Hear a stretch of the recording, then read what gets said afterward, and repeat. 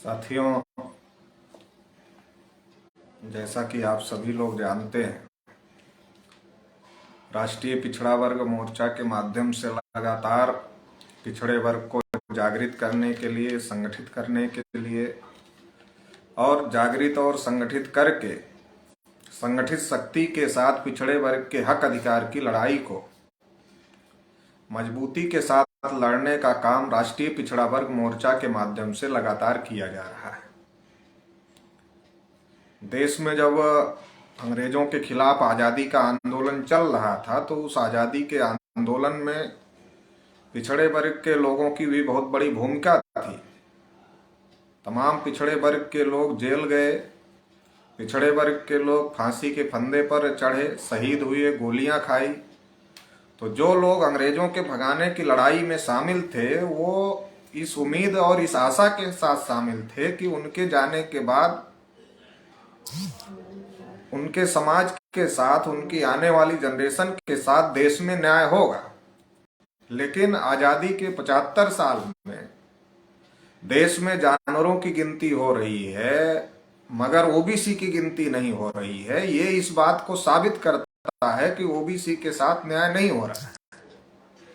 देश में एक लंबे समय से हम लोग जाति आधारित जनगणना की मांग कर रहे हैं, इसके साथ ही साथ संख्या के अनुपात में हिस्सेदारी की मांग कर रहे हैं, मगर आज भी देश में पिछड़े वर्ग को उनके हक अधिकारों से वंचित किया जा रहा है। इसके लिए राष्ट्रीय पिछड़ा वर्ग मोर्चा के माध्यम से हम लोग लगातार संघर्ष कर रहे हैं और इसी संघर्ष की कड़ी में कल 21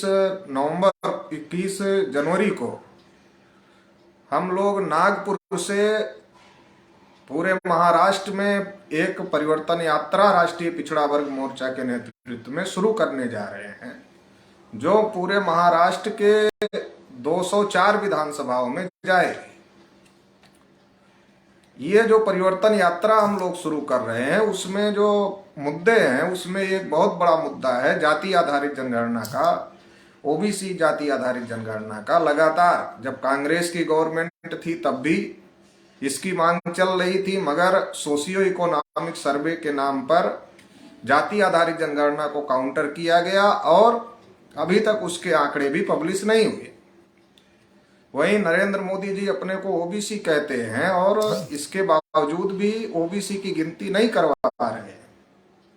तो ओबीसी की जनगणना होनी चाहिए, जाति आधारित जनगणना होनी चाहिए, इस बात को लेकर हम लोग ये यात्रा चला रहे हैं। दूसरा, देश में लोकतंत्र है मगर ईवीएम जब से आया है, ईवीएम में बड़े पैमाने पर घोटाला हो रहा है और इस देश में लोकतंत्र खतरे में आ गया। 8 अक्टूबर 2013 को सुप्रीम कोर्ट ने भी इस बात को स्वीकार किया कि ईवीएम से फ्री फेयर ट्रांसपेरेंट चुनाव नहीं होता है और इसलिए पेपर ट्रेल मशीन लगाने का आदेश दिया। तो यात्रा चलेगी और इसके बारे में भी पूरे महाराष्ट्र में पिछड़े वर्ग के लोगों को जागृत किया जाए। इसके अलावा किसान लंबे समय से एमएसपी गारंटी कानून की मांग कर रहे हैं, तो इस मुद्दे को लेकर भी हम लोग ये यात्रा चला रहे हैं।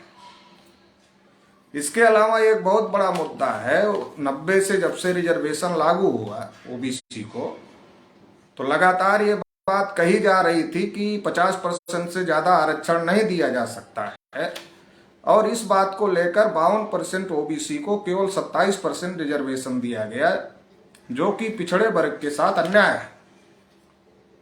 अभी ईडब्ल्यूएस आरक्षण के नाम पर 10% आरक्षण 50% की जो सीमा थी उसको क्रॉस करके दे दिया गया है और सुप्रीम कोर्ट ने उसको मान्यता भी दे दिया है। इसलिए अब जो 50% आरक्षण सीमा का मामला था वो समाप्त हो चुका है।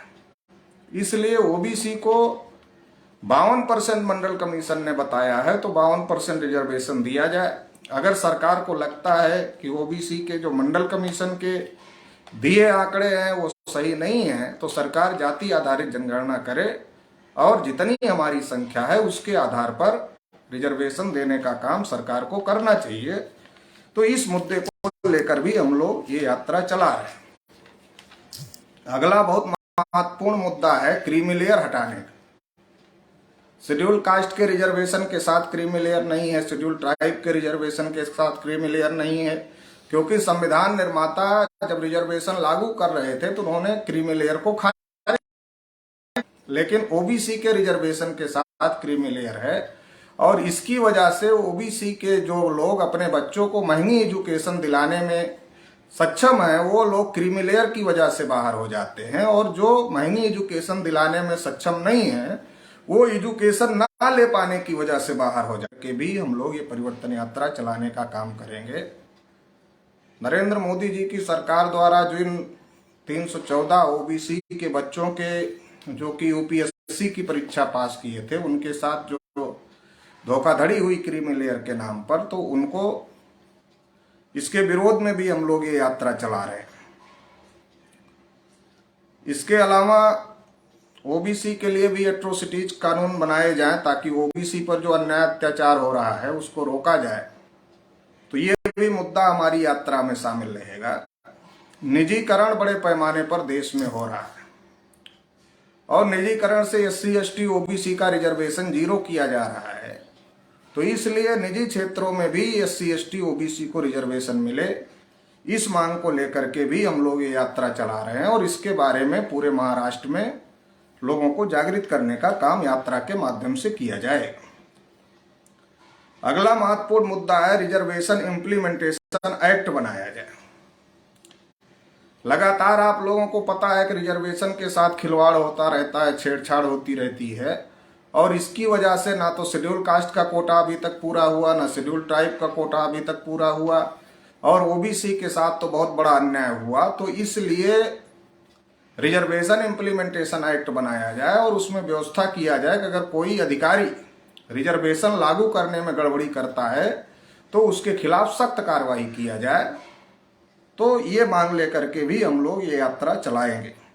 इसके अलावा प्राइमरी एजुकेशन में सुधार किया जाए, उच्च शिक्षा, व्यवसायिक शिक्षा, तकनीकी शिक्षा पिछड़े वर्ग के लोगों को निःशुल्क किया जाए, उद्योग और अन्य व्यवस्थाओं में ओबीसी के लोगों को वरीयता दिया जाए, और जो पिछड़े वर्ग के लोगों का गौरवशाली इतिहास है उस गौरवशाली इतिहास और विरासत को पाठ्यक्रमों में पढ़ाया जाए। तो इन तमाम मुद्दों को लेकर पूरे महाराष्ट्र में 21 जनवरी से नागपुर से यात्रा शुरू हो रही है। तो तमाम जो साथी देख रहे हैं, सुन रहे हैं, उनसे अपील है कि वो इस यात्रा में शामिल हों और यात्रा को बड़े पैमाने पर साथ सहयोग करें, ताकि राष्ट्रीय पिछड़ा वर्ग मोर्चा के द्वारा जो ओबीसी के हक अधिकार की लड़ाई लड़ी जा रही है उस लड़ाई को मजबूत किया जा सके और ओबीसी को उनके हक अधिकार मिल सके। बहुत बहुत आभार, धन्यवाद।